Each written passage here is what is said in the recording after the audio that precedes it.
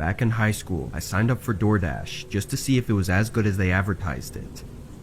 Initially though, it took me a whole month to finally get myself to take on my first delivery. But from then on, I did a couple deliveries a day and was really happy with the results. A couple months after that, I quit my grocery job and started dashing every day after school and even on most weekends. On this night, I was working extra late because it was a holiday weekend.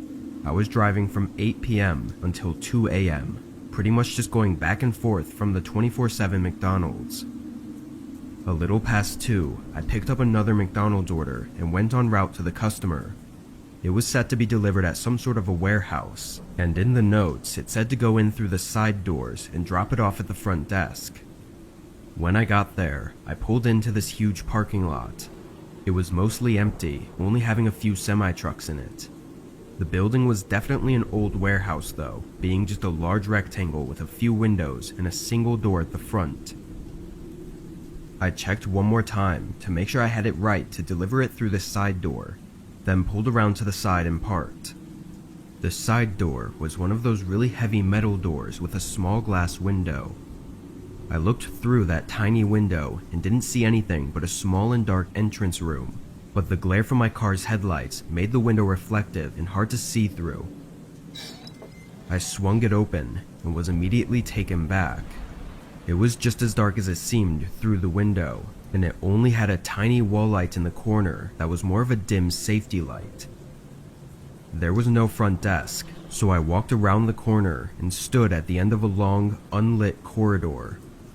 I knew that most places that have night shift workers don't keep on the unnecessary lights, but this seemed excessive. I couldn't even see the end of the hallway, so if I were to walk down there, I would be walking into complete darkness. I took my phone out and checked, now for a third time, to see if I'd gone to the wrong place or through the wrong door. Everything seemed right, but there wasn't any way I was going to walk through that hallway, and the more I thought about it, the more I realized how quiet the whole building was. No machinery moving or people talking. Not a sound at all. I decided to call the customer. I clicked on their name and had it dial the number, and just a moment later, I heard a phone ring echo from the other end of the hallway. After another few seconds, it rang again, but it was closer and louder this time. I stared into this empty corridor and could barely make out the faint glow of someone's phone. "Hey, I got an order here from DoorDash. I'm gonna leave it right here for you," I said, setting the bag down in front of me. The figure of a large man started to come out of the dark corridor, but they didn't say anything. I waited another second, but as they got closer, it just really seemed unnerving the way they were walking so fast and not speaking. I had this feeling like someone was gonna jump out behind me or something, and overall was a little freaked out. I turned around and walked quickly out of the door and back to my car. A few moments later, I saw some movement from behind the small glass window on the door just before I pulled away. That whole thing gave me chills and had me call it a night and go straight home. In the end, I chose to believe it was just a weird situation all around, but nothing really happened, so I blew it off. A couple days would go by, and on Monday evening, while I was driving again, I got a strange call. It was from the police department. What happened next was more complicated than it had to be, but basically they questioned me about why I was at that specific warehouse at 2:30 a.m. on Saturday morning. Apparently they had security footage of my car pulling up. After explaining I was just a DoorDash driver, and I proved it with the delivery receipt, they told me what was going on. They said that the workers came back from their holiday weekend, where the warehouse was not in operation, and found a DoorDash delivery sitting in the middle of the hallway. Whoever was there had broken in and ordered with a fake account, which is all scary in its own right, but the creepiest part is that they didn't even take the bag of food. It's pretty obvious that they were looking for something else. I don't know what they wanted from me, but I can only assume that if I had stayed and waited for the man, something terrible would have happened.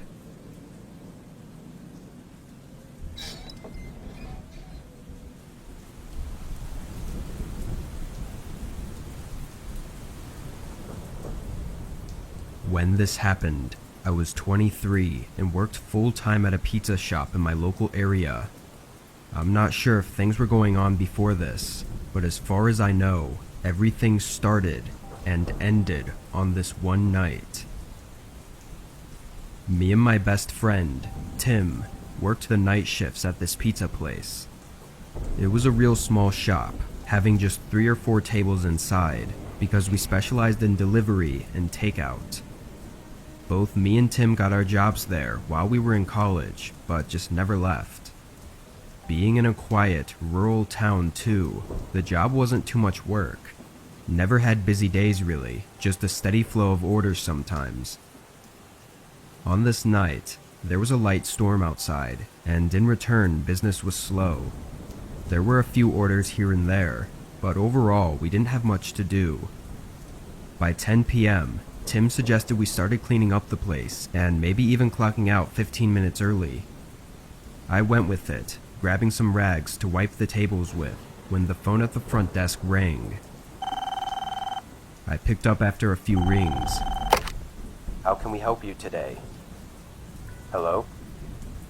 I waited another 5 seconds before putting the phone down and shaking my head. Just some prank call, I thought. I went back to scrubbing the tables, but at the front of the store, I saw a glare coming from the window. There was a car parked a few spots back. I couldn't see too well through the window in the rain, but there was definitely a light on in the car, like a cell phone or something. The pizza shop was on an individual lot, and there were no other cars, so that was the only reason I noticed them. A moment later, the phone rang again. Tim was closer, so he picked up this time. I could hear someone's muffled voice coming from the phone, and after a short talk, Tim hung up. At the same time, the light in the car turned off, and they drove away. I told Tim what I saw, and how it was a little weird, but he shrugged and said it was just some old man who was ordering a pizza for delivery. I looked back at the now empty parking lot. It wouldn't make much sense for someone to order a pizza for delivery from right outside the shop, so I figured Tim was right and it was nothing. He started making the pizza while I continued cleaning. 10 minutes later, Tim boxed it up and handed it off to me to deliver. I ran through the rain to my car, then pulled up the address on my phone. 11 minutes away. Not too bad. I pulled out and started making my way there. The roads were dead, nobody out at all. Google Maps took me down to a neighborhood full of large homes, then had me turn down a long driveway that led to a cul-de-sac, where there were 3 more driveways, each leading to a different house. I went down the one Maps told me to and pulled up next to the home. It was one of those large expensive houses, but pretty old looking and not very modern at all. I parked the car and double-checked the address with the house number, then picked up the pizza and ran out to the front door. "Hello, pizza delivery." I took a step back and looked at the front of the house. All of the lights were off. I dialed Tim's cell and had him call the guy who ordered. My phone buzzed a moment later, and Tim told me that his call went straight to voicemail. I shook my head in frustration and ran back through the rain to my car and got in. I tossed the pizza on the passenger seat and started backing out. This wasn't out of the ordinary, getting fake orders or dead deliveries, but it still annoyed me every time. When I got back, Tim was cleaning and said there were no more orders, so we were good to finish up and head out. I tossed the pizza in the trash and started helping him. Both of us were in the back, cleaning the ovens and wiping the prep counters, when a sudden bang came from the front of the building. We looked at each other, then ran to the front. At first, we didn't see anything, but then Tim spotted a small crack on the door. I walked over and opened it, and right outside was a heavy rock, big enough to throw and do some damage with. I looked around, seeing the parking lot was completely empty and nobody was nearby. Both of us were really confused and kind of freaked out. We talked about maybe calling the cops, but neither of us wanted to deal with that right now. To put things in perspective, it was 10 minutes before we were off, and if we called, then we'd be here for another hour at least. The crack on the door wasn't too big, not really that noticeable, so we chose to wait and just tell our manager the next day instead. We quickly finished up with the cleaning and left through the back door where our cars were parked. On the drive home, I rethought all the strange things that happened, and it made me uneasy. I pulled into my driveway and walked inside. It was late, so I knew I had to get in bed soon, but I wanted something to snack on first.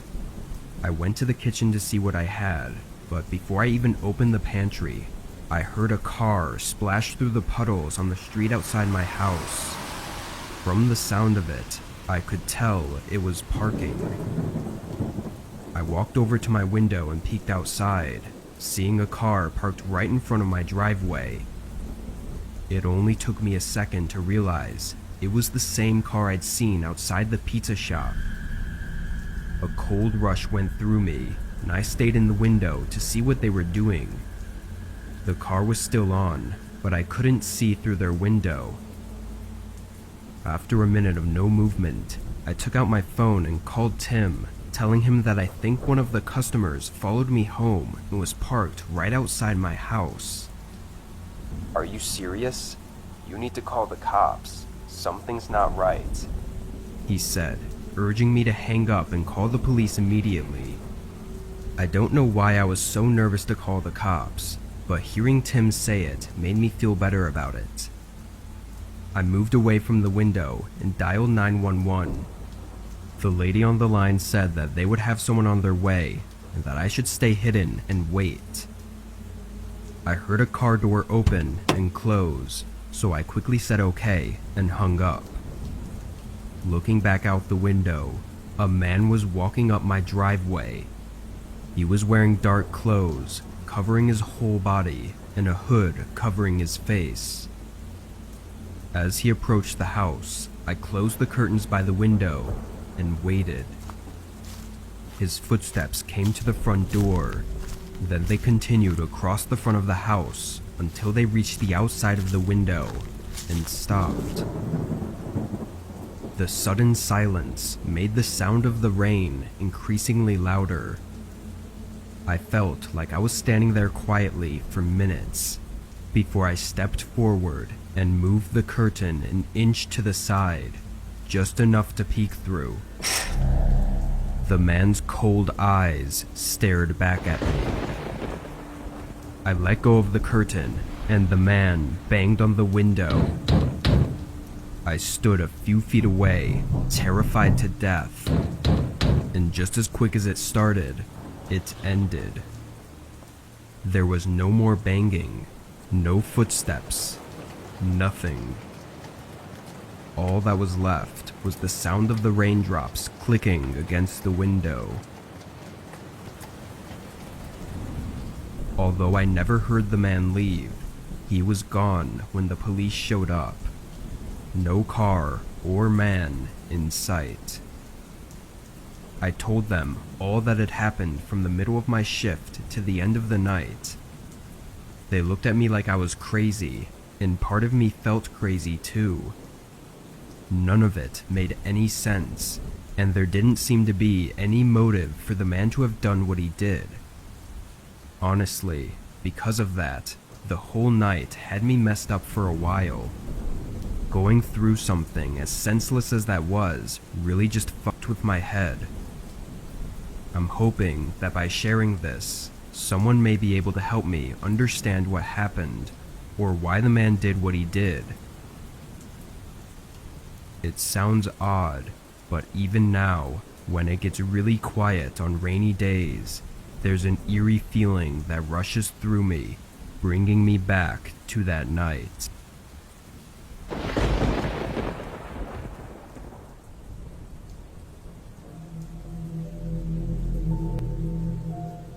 I did deliveries for my parents' restaurant when I was in high school. I had just turned 16 and got my driver's license, and my parents were always wanting to start offering delivery. I didn't want to be a waiter or work at the register, so driving sounded like a good option. When this happened, I had been doing deliveries for a few months, so I was pretty comfortable with it. It was a Thursday, around 8 p.m., and my dad gave me an order to deliver. I got in my car, which was actually my mom's SUV, then started the drive. Google Maps said the house was 25 minutes away. Our town was small, so 25 minutes away was actually pretty far. As I drove, I started to recognize the area as being on the edge of town, and I still had 10 minutes to go. I'd never been this far out in this direction before, so I was definitely paying attention and keeping my eyes open. I wasn't scared per se, but just felt uncomfortable. The only houses I was passing now were farmhouses, far from the main road. When the directions told me to turn, it was down a long, unpaved path going straight to one of these farmhouses. Now I was starting to get a little freaked. A farmhouse this far out at night was probably the last place I wanted to be, but I knew I was probably just spooking myself, and it was just a simple delivery. I drove down to the end of the path, which ended and just became a small grass field in front of the house. It wasn't clear whether or not to drive on the grass, so I just parked the car there and got out.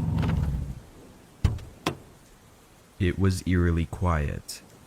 All I could hear were my footsteps on the grass as I walked up to the house. The porch light was on, but no other lights were on inside the house. I was looking over my shoulders constantly and walked quickly. The longer I was out there, the more uncomfortable I was. Just before I reached the porch, I heard something. It sounded like it was coming from the backyard behind the farmhouse, but it was loud, like a wooden door opening. I stepped onto the porch and dropped the bag on the doorstep, then rang the doorbell and started rushing back to the car. I was regretting how far I parked and wished I just drove on the grass. And as I listened to the only sound of my footsteps under me, I started to hear more footsteps running behind me in my direction. I turned around and saw 3 men sprinting at me through the grass. I tried to run back to my car, but in seconds I was tackled to the ground. One of them held me down, while another started taking everything from my pockets. I was yelling and screaming for help, but I knew nobody could hear me. It all happened really fast, and once they looted my pockets, one of the men kicked me in the stomach, and they all ran and got in the car, turning around and driving away. I got up and just watched the headlights disappear on the long empty road. I had no phone and no way to get back. I didn't know what else to do than just start walking toward the road. When I reached the road, I started walking down the way I came. I had no way of telling time, but I think I was walking for 30 to 40 minutes before a patrol car pulled up in front of me. My parents had called for them to check on me because I wasn't responding. To sum it up, the cops found a small barn behind the farmhouse with another restaurant delivery bag inside it. They think they tried to do the same thing to someone before me, but probably missed their chance or chickened out for some reason, because there were no other reports. The actual owners of the farmhouse were out of town, so they had no involvement. My phone was able to be tracked though, and was found thrown in a field off the side of the road, not too far away. The stolen car, however, took 3 weeks to be located. It was found nearly 400 miles away and had been almost entirely emptied. This was almost a year ago now, and those 3 men that attacked me still have yet to be identified.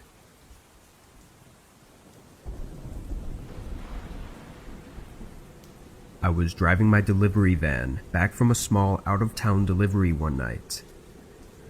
It was somewhere around 11 p.m., and it was raining steadily outside. I didn't usually work this late, but every once in a while there would need to be a delivery made after store hours, so past 10 p.m. The stores I deliver to are spread out, so most of the driving is on long highways with nothing interesting to see. As I went along the road, I saw headlights up ahead. Although going the speed limit, I caught up to them quickly. It was an old pickup truck driving really slow in front of me. It was as if they were scared of slipping on the wet road, but they were going way too slow for it to be practical. After a minute, I was getting impatient and started looking for a chance to go around them. I sped up a little bit, putting on my turn signal so they knew what I was doing, but just before I made my move, their truck suddenly lost control and ran off the road.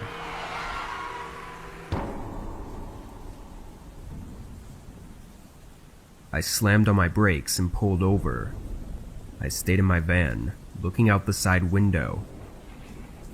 They somehow barely missed a few trees, but they were down a slope and likely stuck. Even though it wasn't my fault at all, I felt really bad and couldn't just leave them without at least calling for help. I tried dialing 911, but there was no signal at all. After a minute of not seeing any movement by the truck, I got even more nervous and got out of my van to check on them. I walked down the side of the road, through the cold rain, and carefully walked down the slope until I reached the trees. The truck was wedged in some bushes, but didn't seem to be too damaged. I approached the driver's side door. The window was fogged over, and I couldn't see inside. I knocked, then opened the door. There was a man sitting in the driver's seat, frantically trying to get the truck to turn on. "Hey, are you okay? Did you want some help?" I asked. He looked up at me, not saying a word for a few seconds. Then he responded, "Can you give me a ride?" I told him I could take him to the nearest gas station so he could call for help, but that's as far as I could go. After some thinking, he agreed to it. He stepped out and I led the way back to my van. Despite the rain, he walked slowly and seemed to watch my every move. Every time I looked back, he was just looking me in the eyes until I turned my head away. It creeped me out, but maybe he was just trying to make sure that I wasn't creepy myself. We both got inside and I started driving. I really didn't know how close the nearest gas station was, but I was sure it had to be at most 50 to 60 miles out. The first few minutes I tried to make some small talk, but the man didn't really respond. I thought maybe his head was hurting from the crash, but either way, it made things really awkward. Every once in a while, I'd look over and the man would be staring at me, not smiling or frowning, just staring. I was starting to wonder who this man was that I picked up.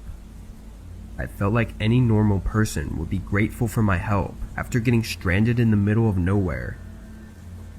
Thankfully, not long into the drive, I saw the lights of a small town up ahead. But as we got closer, the man only started acting more strange. He was looking around a lot, both inside the car and outside the windows. When I pulled into the gas station, I parked the van and asked if he needed help with anything else. He didn't answer, but I felt tension as if he was contemplating something. I tried to break the silence.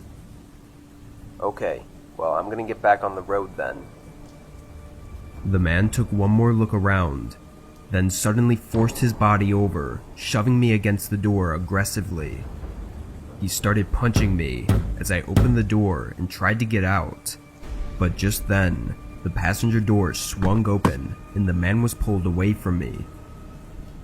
I was trying to catch my breath, still not sure what happened, until I got out of the van. There were 2 police cars and some officers holding the man down. They denied giving me all the details, but apparently the man was running away from a serious crime in a stolen truck. Once an officer found the truck crashed on the side of the road, they called in to have some other officers stake out at the gas station and wait for him. They didn't know he was with me when I pulled in, but once they saw me getting attacked, they jumped in to help. I don't know if he attacked me in an effort to steal my van, or if it was because he saw the police cars and thought I'd taken him in. But either way, it was a horrifying experience. I knew the man was creepy, but I had no idea how much danger I truly was in. If those police officers weren't waiting at the gas station, I don't know if I'd be here right now.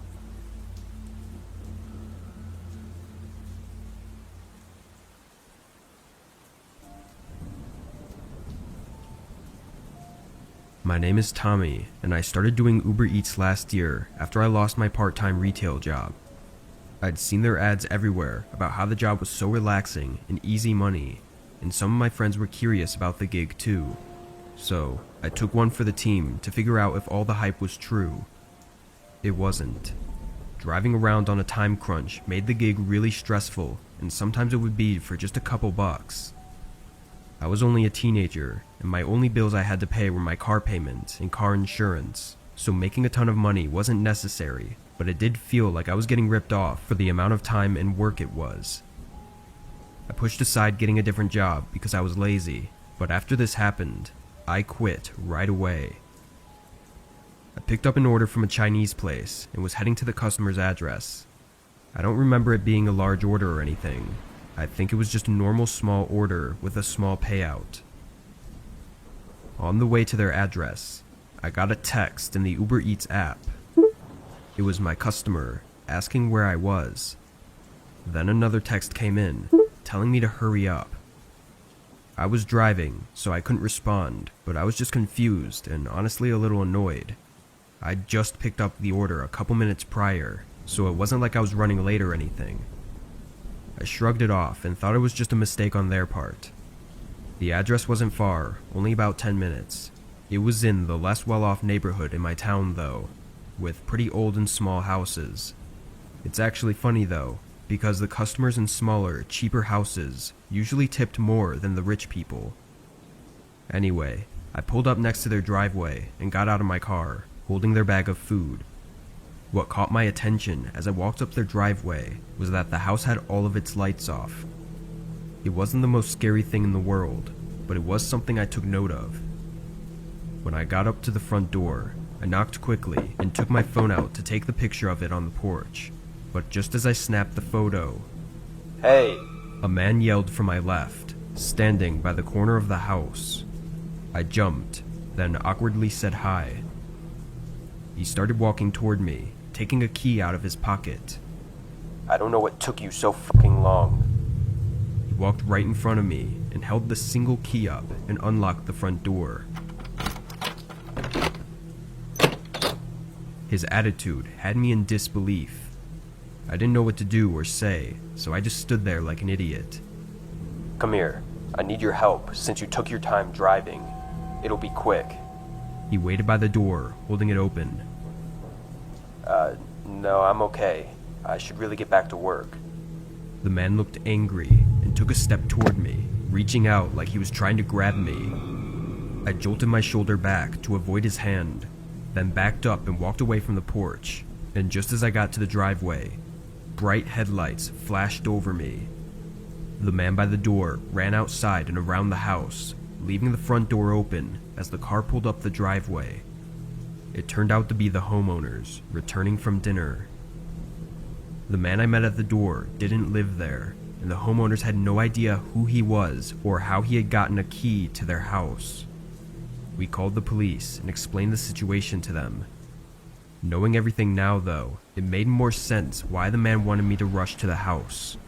He probably knew that the homeowners could be back at any minute, and he wanted to have enough time to do whatever it was he was going to do to me before they got back.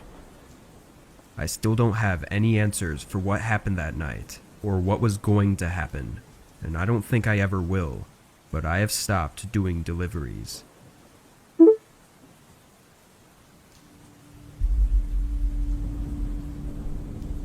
I drive for Postmates 3 to 4 days a week, depending on my other work schedule. Delivery driving is my relaxing side job that I do to help pay for extra things I want, like vacations or clothes, while my other job pays for my more necessary bills, like rent. So I never take delivery driving too seriously. I just go about it, and if I don't end up making a lot of money one night, it's no big deal. On this day, I started right when I got out of work, around 8. By 10, I had actually made a decent amount of cash, more than most nights. Although I'd usually stop around this time, why call it quits when I was doing well? I decided to keep going until I either got too tired or the orders stopped coming in. I accepted the next order and continued to the restaurant. It was a medium-sized order from Wendy's with a regular tip, nothing uncommon. I drove through and picked it up, then clicked start route on my phone to give me directions to the customer's house. Except it wasn't to a house. It was a GPS location set near a grocery store 15 minutes away. I'd had plenty of deliveries ordered to grocery stores or other places of work from the employees, but it was only odd because they didn't put the store as the address. They used an exact location instead. Anyway, I started the drive up there. When I got to the parking lot by the grocery store, I noticed it was empty. I pulled right up to the front and parked, then got out with the food. I took a look around, but was pretty sure the store was closed. I texted the customer, letting them know I was at the store. They replied right away, saying they were around the building in the back, and that I should see them right when I rounded the corner. I was definitely skeptical, but I got back in my car and drove around the store. There didn't seem to be anything there, just a couple parked cars in the far back by one of the other stores. I stopped and looked, but still didn't see anyone. This was when I started to get a really uneasy feeling. I was thinking this may not be worth it, and put the car back in drive, but then my phone started buzzing. "Hey, we're coming up right now. Be there in just a minute," a man said, hanging up right after. I looked around again, feeling even more uncomfortable.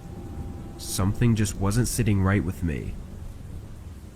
I made a short U-turn and started to go back the way I came, until someone ran in front of my car, holding their hands out in a stop motion. I braked, and they came up to my window. "Hey, you have my order?" I grabbed the bag and rolled down the window, handing it to him, but he didn't take it. I felt dumb, holding the bag out while he just looked at me. Then I heard a quiet footstep from the other side of the car, before the back door suddenly swung open. I dropped the bag outside the window and floored it, as the guy by my window yelled at me to stop. I guess whoever was at the back door had jumped into my car as I pulled away. He reached forward, trying to shift my car into park, but after failing a few times, he jumped out of the moving car onto the pavement. I saw him get up, and both of them running away as I turned the corner and got out of there. The police were of no help, saying they would do what they could, but never giving me any updates.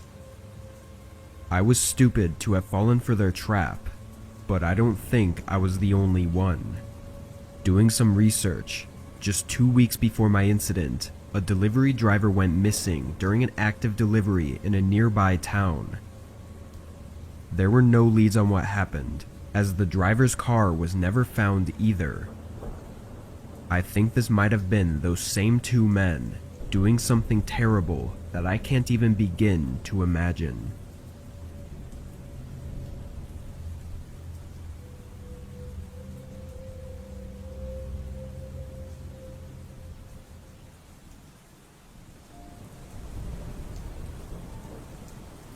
I was a delivery driver for Pizza Hut during college.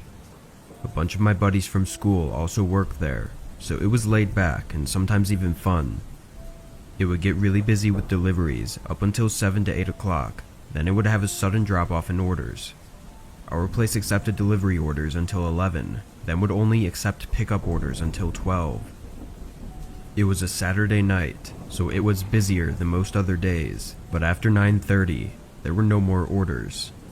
We had someone pick up an order around 10:15, but we had nothing else until 10:50, when the phone started ringing.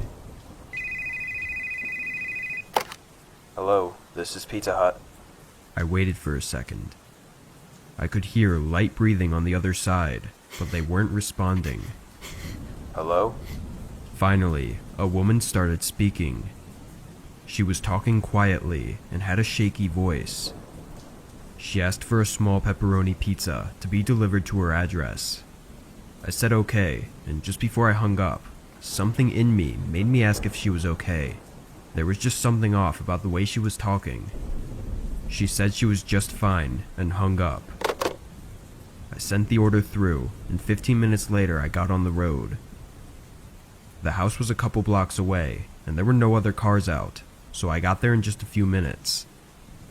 As I drove up their driveway and parked, I saw a heavy light coming from around the garage where the front door was. I got the pizza and the receipt ready, and as I looked back, I saw the light constantly going in and out, like someone was walking in front of it.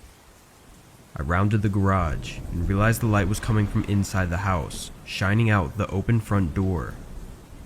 I stepped onto the porch, and before I even reached the door, I heard footsteps rushing down some stairs inside. Then a man came into the doorway. He was a tall, heavy-set, bald man, but what was really weird was that he was completely out of breath. He was taking big, exhausted breaths and had sweat dripping from his head. Sure, he could have just been working out, but the expression on his face just made it all the more unnerving. He looked angry and frustrated, like he didn't want me to be there. I don't think I've ever seen someone that unhappy that their pizza arrived. I asked him if the order was correct, since he obviously wasn't the one who placed it, which then made me think back to the woman on the phone. Putting everything together made for an uncomfortable possible scenario in my head. I said the total and handed the man the receipt. Hold on, I need my wallet. He said, walking down the hall toward what I assume was the kitchen. As I waited for a moment, I heard a quiet sound coming from inside the house upstairs. It was a dull thump, like someone was hitting the wall. I heard it again, louder this time, and seconds later, the man came rushing down the hallway, grabbing the box from my hands and throwing cash at me, then slammed the door in my face. I stood there in shock for a second, hearing the man's footsteps rushing upstairs. I couldn't hear much else, so I walked back to my car while processing everything. Once I got out of their driveway, I drove a minute down the road, then pulled over. I decided it best to call the police and just give them all the information I had and ask them to just do a checkup to make sure it was all okay. When I got back to Pizza Hut, I told my friends about the unusual situation. They thought it was odd too, but none of them seemed worried about it. The rest of my shift went by fast, and I got home at 12:15. Not long after, I got a call. It was an officer that did a wellness check on the woman that I said was at the house. Only, he said there was no woman at all. He described the man, but he was allowed inside the home and never saw anyone else. The man said he lived alone and had no idea what woman I was talking about. I know what I heard though. Someone else was in that house, and it was definitely a woman that called to place the order. The fact that the man was lying about things that I was 100% sure about made me really uneasy. The cop told me that there wasn't much else to be done unless something else came up. It's been a long time since this all happened, but I still think back to it. I could be blowing it all out of proportion, but there's a big part of me that doesn't think so.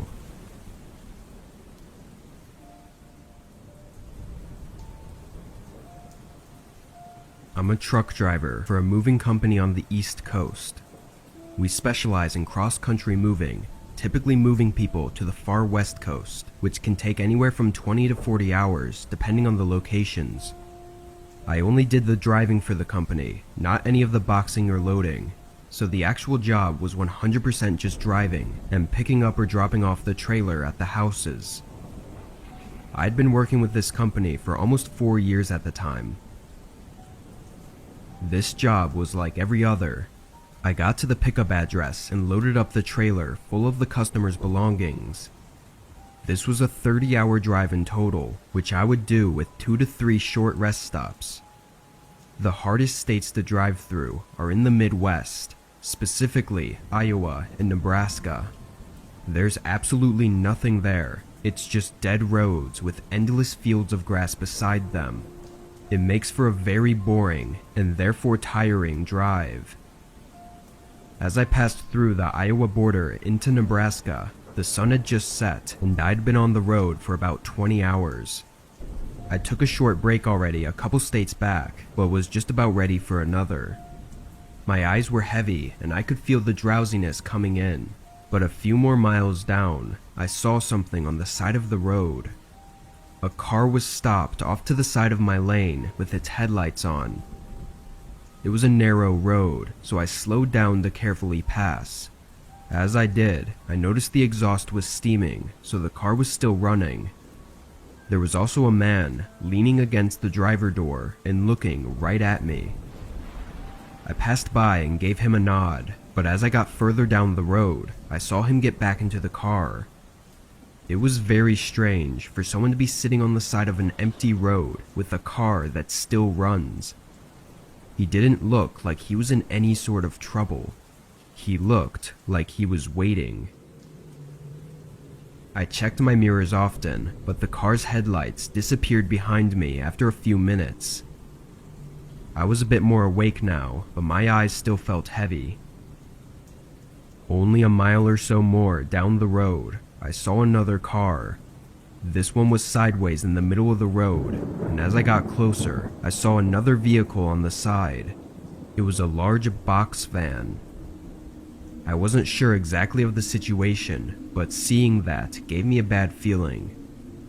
I eased into my brakes, but the car stayed in the middle of the road, so I was forced to come to a full stop. I was maybe 20 yards away and could see multiple men standing along the road, and one man in front of the car. I'd have to be the dumbest person in the world to not understand what this was at this point. With no better options, I started moving the truck backward. The men stayed where they were with this horrifying confidence. Then a light shined behind me and a car approached, blocking the way back. A man got out of the car, sprinting at the back of my trailer, and at the same time, all of the men in the front started sprinting at me too. In that instant, my mind went blank and all of my adrenaline took over. I slammed on the gas as I heard a pop on the back of the trailer and the doors swung open. The men in front yelled and tried to stand in my way, but once they saw I wasn't stopping, they jumped on the side of the road. I rammed right into the car, knocking it off the road and completely destroying it. A few gunshots sounded in the distance, but none hit. I could hear cargo falling out of the trailer for the next 5 miles before I was able to call the police and meet an officer on the road. Of course, this was a total mess, but as it all unfolded, it turned out to be much more than just a random attack and robbery. When police arrived at the scene, the car I'd slammed into was left behind, being damaged beyond drivable.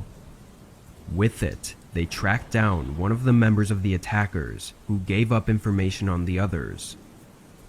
They had information on the rich homeowners that were moving and planned to stop me and steal all of the belongings with their box van.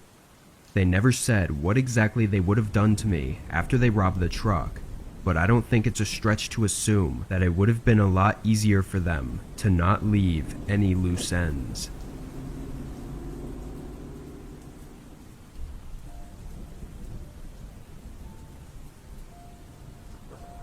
I was driving for Domino's pizza delivery.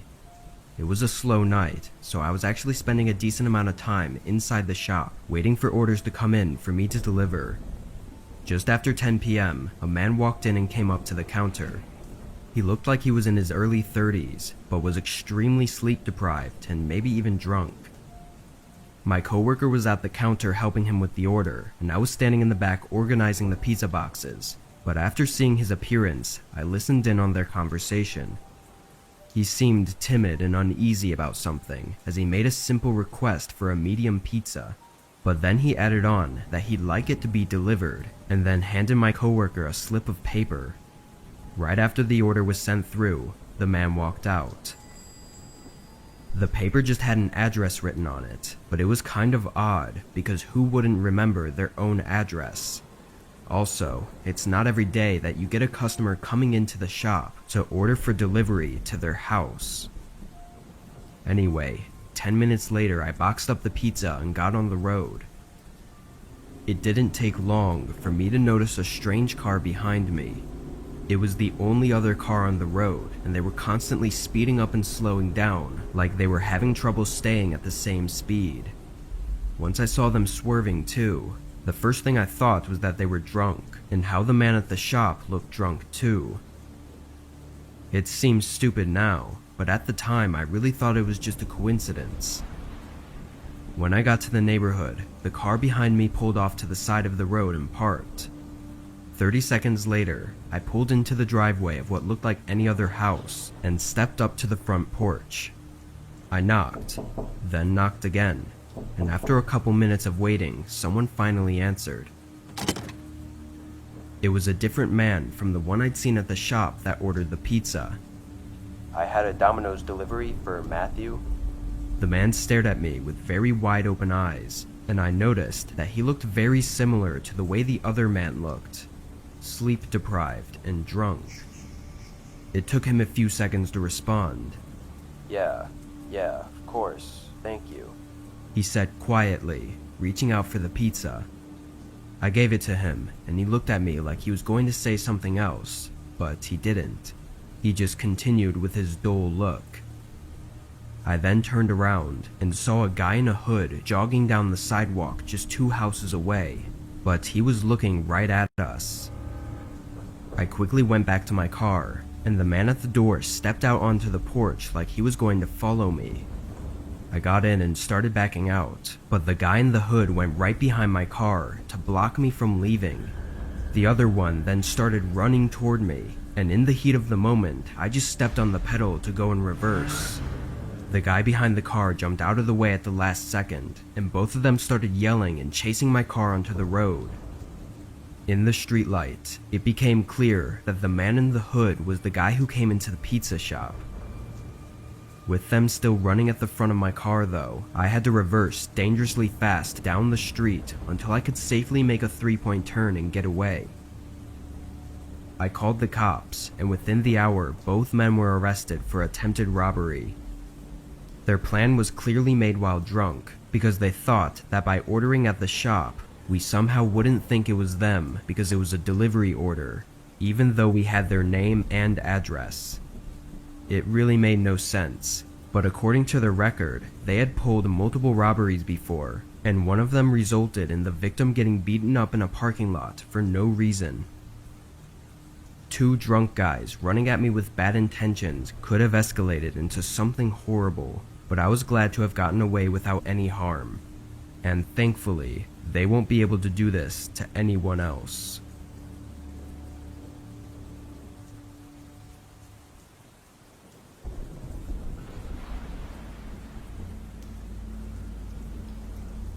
I used to work for my best friend's parents' restaurant. I did deliveries for them and would sometimes help clean tables or whatever too. The job in itself was fine, but it felt very uncomfortable to have my friend's parents as my boss. I thought it wouldn't be too bad after a while, but it just never got better. They hated every time something wouldn't go exactly as planned, and they also scheduled me and my friend on opposite days, so it didn't even feel like we worked together, which was the whole point of me taking the job. This happened during my 3rd and final month working there. It was a regular night to start, getting a few quick deliveries, but it really slowed down toward the back half of the night. My friend's dad hated it when it was slow, because I'd be standing around waiting for orders, and he'd always be grumpy about it, even though it wasn't my fault. Around 8:30, which was an hour since my last delivery, and 30 minutes until the end of my shift, he picked up a phone call, and I overheard him say that we could deliver. Afterwards, he made the food and handed me the bag to deliver, but when I searched the address up, it was 40 minutes away. Of course I complained, because by then my shift was over in 15 minutes, and this delivery would take nearly an hour and a half, but he didn't care. I could tell he was just upset about me waiting around, which again was not my fault, but after a brief argument, I did as he said. 40 minutes was pretty far away for our small town, so I had no idea where this address was. By the time I was 2 minutes away, it was just before 10 p.m. There were no houses nearby from what I could see until the last minute of the drive when it had me turn down a small street that led to a row of maybe 6 houses. They all looked old and outdated, and they were the only houses I'd seen in the last 5 minutes of driving. I slowly passed by each house and looked at their numbers until I found the right one. Then I parked on the street right next to the driveway. I'm not gonna lie, this place gave me some spooky vibes. It was so far from everything, and the houses themselves were just old and creepy. I got out and brought the bag up to the doorstep, then rang the doorbell. Nobody came to the door, so I tried knocking. It was late and I wanted to get this over with, so I was getting impatient. As I waited, I looked around. The street had no cars on it or in any of the driveways, and none of the actual lights were on inside any of the houses. I carried the bag back to my car and called the customer's cell. They didn't pick up, so I just sat in my car and tried to think of what to do next. They hadn't paid for the food yet, so I couldn't just leave it on their doorstep. Then I saw a light move around inside the house. I got out and saw the light move through the downstairs windows and over to the front door. Then it turned off. A second later, the door opened. There was a young man, early 20s, standing in the doorway holding a large flashlight in one hand and a grocery bag in the other. I walked up and asked if he had ordered the food. He nodded and apologized for taking so long to answer the door. I said it was alright and tried to hand him the bag, but he just held up both of his hands to show me they were full, then asked if I'd kindly put the food on the kitchen table for him. I wasn't sure if he was joking or not at first, because he easily could have just put the flashlight or grocery bag down for a second, but then I realized he was serious. I peeked around him, and from the short entryway, I could tell that there was something off about this place. It was dusty all over, and it looked empty. Once I saw that and thought about the flashlight being used instead of the regular house lights, I was almost sure that this place was a vacant house. The man was still looking at me and waiting for a response. Sorry, I'm actually in a rush. If you could just pay really quick, then I'll leave the bag right here on your porch. He didn't like that answer, and he showed it with his face. He set down the grocery bag and took one step out of the doorway and onto the porch. I backed up so as to not be too close to him. There was something in his eyes that told me he was about to do something, and I wasn't going to wait for whatever that was to happen. I dropped the bag and sprinted for my car, driving away as the man watched me intently from the porch. I was shaking for most of the drive back, unsure of what could have just happened. Of course though, when I told my friend's dad about what happened, all he seemed to care about was that I didn't make the man pay. For that reason, I just quit right there on the spot. I knew my friend would be upset, but I'd had enough of his parents being dicks to me for doing nothing wrong. After that, I was pretty heated and was thinking more about that than I was about the man who lured me to a vacant house and likely tried to rob me, or even worse. Being so distracted, I never called the police, not until it was too late anyway. Thankfully, I wasn't dumb enough to go inside the house though, because if I had, I probably never would have returned from that delivery.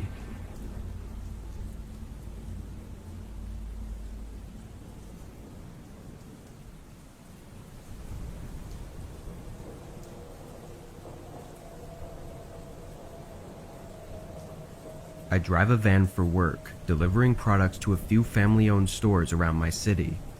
On a night just 4 months ago, I was driving my route between 3 stores to do some after-hour deliveries. It was about 11 p.m. and I had just finished the last delivery for the night. From there, the warehouse I had to drop the van off was 30 minutes away. I drove for maybe 5 minutes until a car pulled up behind me at an intersection. There were no other cars out, just me and them.